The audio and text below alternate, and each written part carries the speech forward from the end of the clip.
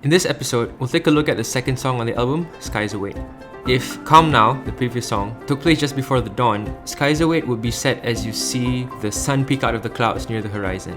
Entering the second half of 2020, I had many expectations. I knew a lot of things would change. I'd have new responsibilities, new things to learn, new challenges, and I knew things would be hard due to the pandemic and the stress of finals, and I knew that they were just going to get harder. Although they were daunting, although they were scary, at the same time, they were exciting. So I wanted to capture that feeling of anticipation, the glimpse of light as you head into the unknown. So that's what the song is. I also represented that in the symbol I designed for the song. I wrapped up all of these expectations in a little sphere, and I'm heading towards it in this plane ship thing, I guess. So this song's reflection is We Chase the Stars, which represents me looking back on the year. That's why the symbol is reversed. It's me leaving that sphere of experiences. I'll also talk about how I link the songs musically later on. For now, let's jump into the song.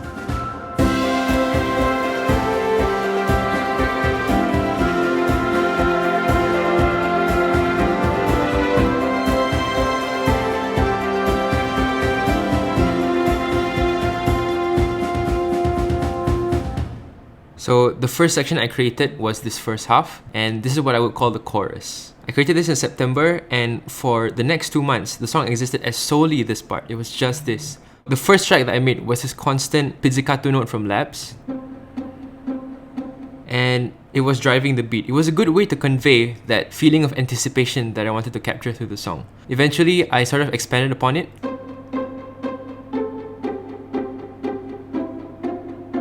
And I guess that's where the melody came from. So then I took that melody and repeated it for the full brass, which is a very triumphant, very bright sound.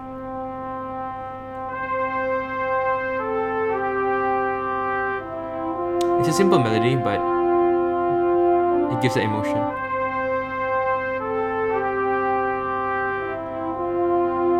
Then I varied it for the second part.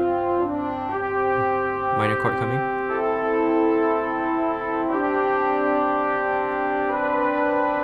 The dominant, then returns back to the original melody.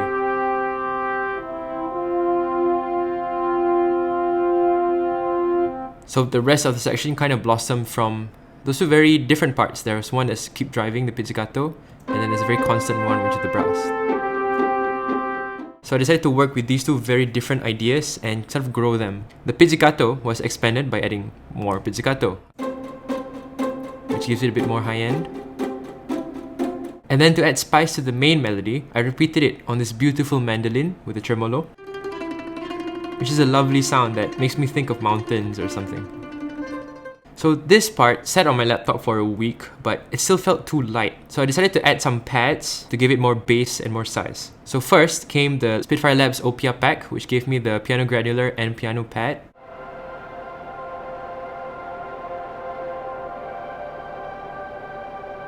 Next up were the strings. So these are our usual chords just to match the melody.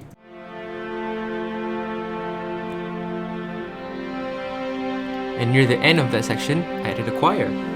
And the choir gives this rising feeling, a more epic sound. And as you can see, I automated it to increase in volume.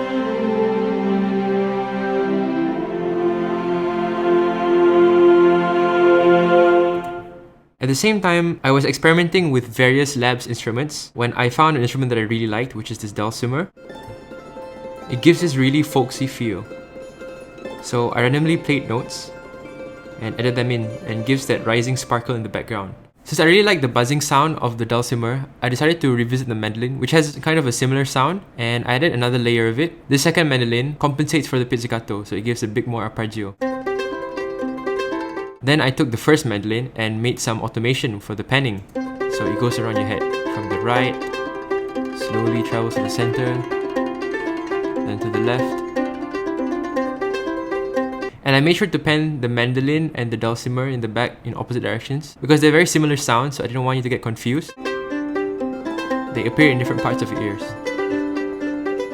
So once I was done with that section, I sort of got lazy and I copy-pasted it twice. So this is the first chorus, then it comes back again, second chorus, comes back again, third chorus. I didn't know what the verse would be or the bridge or how else it could go, so I decided just to work on that chorus multiple times and see how it changed on each section and how it could transition between those sections. So that was the first chorus. For the second chorus, the first thing I added was piano chords, which I didn't have for the first one.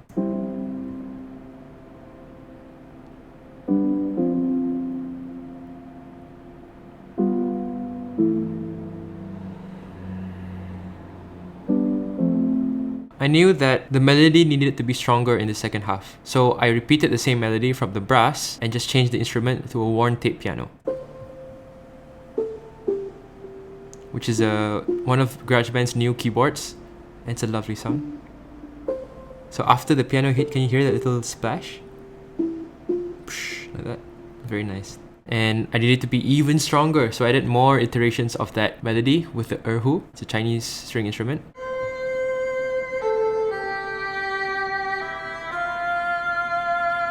I just love the sound. I've used it in a lot of my songs as well. I always enjoy making harmonies for the Erhu. And this one is panned to the left.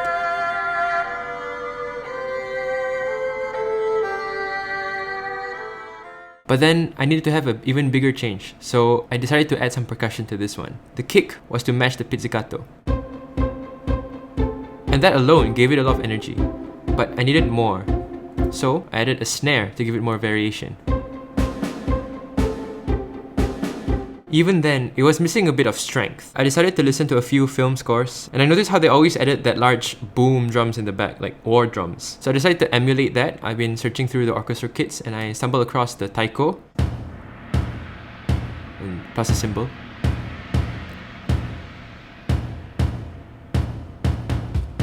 And as a final touch, I added hi-hats and some shakers to give it a bit more messiness in the high end. So together, the percussion sounds like this.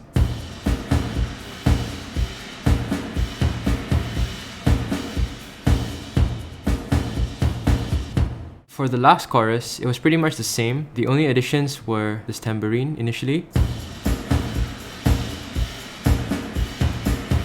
And there were a bunch of other instruments, which I'll talk about later. But at the time, that was basically the whole song. So for the next month, the song just stayed like that. I didn't know how to expand on it at that moment. So I did what I always did when I was at a writer's block. Leave it behind and work on something else. When I did eventually return to it, I started working on the verse. Because something was needed to transition between the first chorus and the second chorus to introduce all these new instruments that didn't show up in the first one. The first thing I knew is that I needed to introduce the kick in a sudden way. So after the end of the first chorus with a rising sound, it transitions instantly into a kick. And to do that, I also needed a lead melody, and that was provided by the worn tape piano. So I kept experimenting with the piano until a nice melody came out, which was this.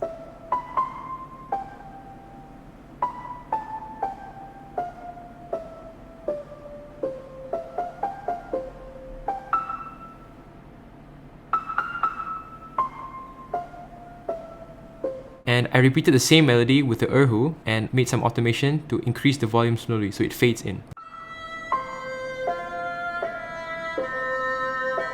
And in the second half of the verse, the Erhu takes over as the main lead. And then I did the same thing with the backing strings. And it gave such a cinematic feel to the song already.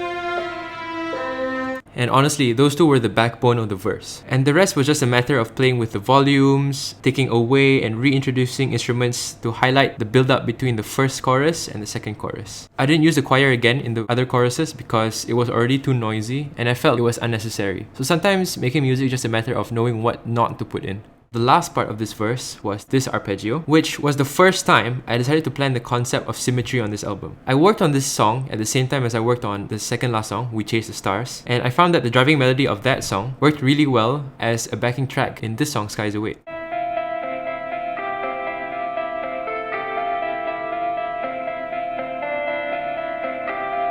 So I just copied that arpeggiation, I transposed it to match the key of this song. For this instrument, I just took the Labs Peel guitar and I added my own distortion over it through the pedal board, amp designers, and it gave a much more post-rock feel to this otherwise orchestral track.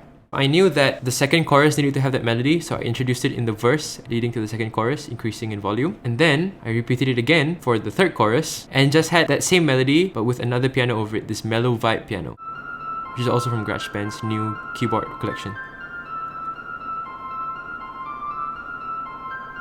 It's a very treble, very whistly sound. I guess that's the main parts of the song, but the part I'm really proud of is this bridge section, because I needed the song to have a lot of variation before it came to the last chorus. It needed a lot more impact. So I took the instruments in the second chorus and I changed the melody. Going down. I felt like this needed to be a quiet part, so I took away the percussion and initially just left it with strings and chords, with the pads in the background. And I ended up adding a bit more backing on the strings.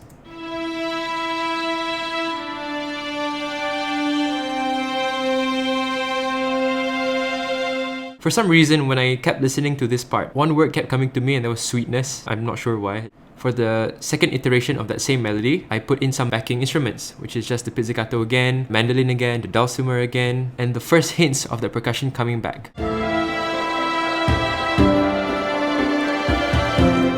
And then I introduced that We Chase the Stars melody slowly. For the last chord, I decided to add a little more pizzazz by adding this sound, just a single chord. I don't have a real electric guitar, so I had to make do with the keyboard, but it sounds like you're strumming it slowly. It's very subtle, but in the overall section, it gives a lot of energy before it goes quiet again. I paired that with this cymbal going forward, then a reverse cymbal sound. So it goes forward first, and then it reverses, rising. Together, that part sounds like this.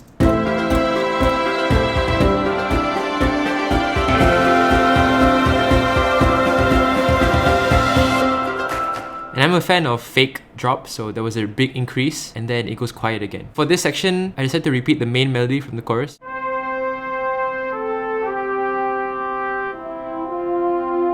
But instead of having it on the brass, I decided to have it on the piano.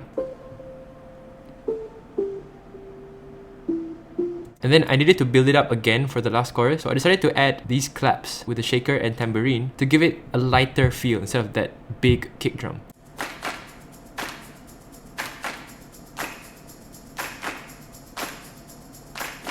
And the last thing I want to talk about this section is the percussion transition. I made sure to make the volume increase slowly. For the snare, I added some variation, and same with the boom. Sort of like a marching band. And it goes quiet there before it jumps into the chorus. And I was really proud of that section because it gives quite an impact on the listener. So as a whole, the section sounds like this. So first we start off with the chorus.